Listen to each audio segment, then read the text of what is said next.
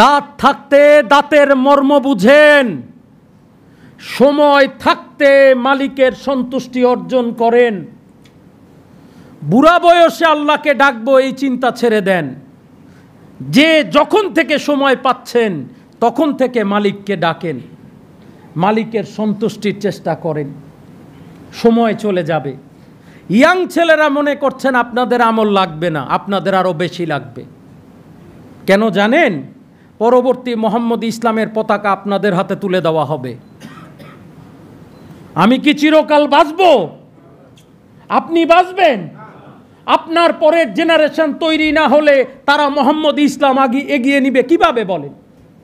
তারা যদি এই শিক্ষায় শিক্ষিত না হয়, এই আলোতে আলোকিত না হয়, তাহলে তারা এগিয়ে নিবে কিভাবে বলেন? কেউ ছোট কেউ বড়, ছোটরা চিন্তা করছে তার প্লেন্টি অফ টাইম আছে। না, প্লেন্টি অফ টাইম নাই। Times fly away. টাইম উঠতে উঠতে চলে যাবে, দেখবেনই না আপনি।